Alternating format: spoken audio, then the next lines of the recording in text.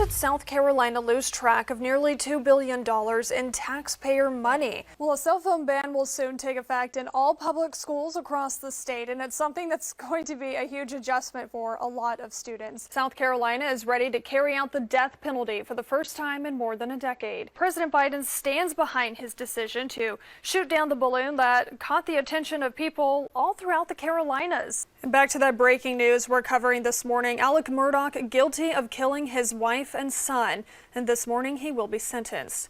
So after deliberating for only 3 hours, the jury determined Alec Murdaugh brutally murdered his son Paul and then turned the gun on his wife and shot her multiple times. We now know that 21 students and staff, they came down with a sudden illness in the middle of the day, and here's what we know. So Great Court Owings School is home to both elementary and middle school students, okay? It's located right off Highway 14, and yesterday, more than 20 students and staff, they experienced sudden illness during the school hours. Well, firefighters, they were actually called to investigate the possibility of carbon monoxide poisoning, but that was ruled out. Now, we spoke to school district officials this morning, and we're told food was sent out to be tested, and it could take up to a week for those results. We also learned that the food is prepared by the state, and then it's shipped to the school, where it's then prepared for students. But the district tells me not all of the students who got sick ate the cafeteria food. As of today, there were no new reports of illnesses. District officials are saying a possible stomach virus is to blame. Former President Donald Trump is waking up in Milwaukee less than 48 hours following an assassination attempt. Growing concern for students and staff at UNC Chapel Hill after they went on lockdown due to alerts of an armed and dangerous person. Now, this marks the second time this has happened since the start of the semester. UNC police issued an emergency notification yesterday afternoon about an armed person. Officers were on the lookout for a suspect who was seen waving a gun at the campus bagel shop over a reported employment-related conflict. Students and staff were advised to shelter in place and go inside immediately. The good news is no shots were fired and that man was arrested. The lockdown is the second in just 3 weeks. If you remember, back in August, a doctoral student at the school shot and killed an associate professor in the Department of Applied Physical Science. The suspect is now charged with first-degree murder. Well, that's pretty much what we're seeing is these waters, they continues to rise. I mean, just look where I'm standing. What is it like to be out here trying to find your dad? I mean, this is the church congregation, right? And you're actually a pastor of the church. Yeah. Overwhelming. Not to ask anyone and everyone coming from all parts of South Carolina and even North Carolina, people we don't even know, even in this town, coming to just love, care, and just see my father come home. We're going to take a little walk right here on this pathway very carefully. There's a lot of debris here, a lot of glass, and really just the remnants of what's left of this house. But on this patio here, it looks like this was possibly their front door. We have learned that that plane originally was flying from Myrtle Beach and then Knoxville and then to Asheville, and that's when they had to make that Mayday call for engine failure because their cockpit started filling up with smoke.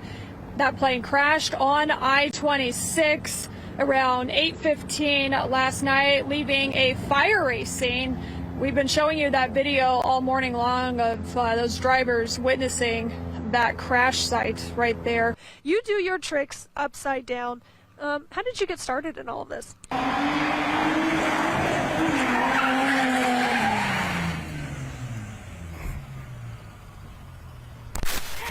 Incredible! How do you feel? I'm so glad. You survived! I survived! Come on. Oh, Christy Waite, Fox Carolina News.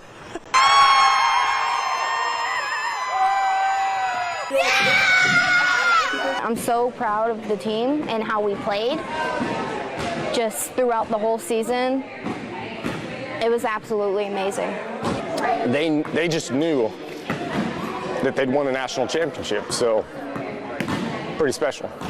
An achievement that's a big deal for this young team. We've only been competing for 6 seasons. In the space of 6 years, we've grown up from the team that barely had won one game in our very first season to now going 23-1 and finishing with a national championship. The Roland Tigers beat the Illinois Hawks 29-21 to capture that coveted title. The entire time I was like, I'm having fun, but I'm scared if we don't win, because I'm like, what if we don't win? What if that happens?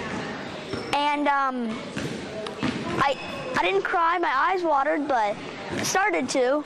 Set a pick! Right. Gotta go hard, Hudson, they're saying a pick for you.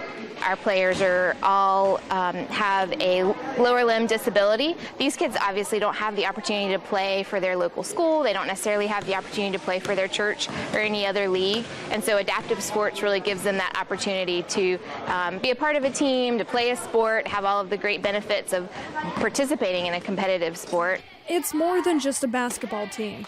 It's family. I absolutely love my coaches. I love my team. I wouldn't trade my team for the world. Oh! How do you leave Joe open? A team that continues to overcome adversity on and off the court as they prepare for their next season.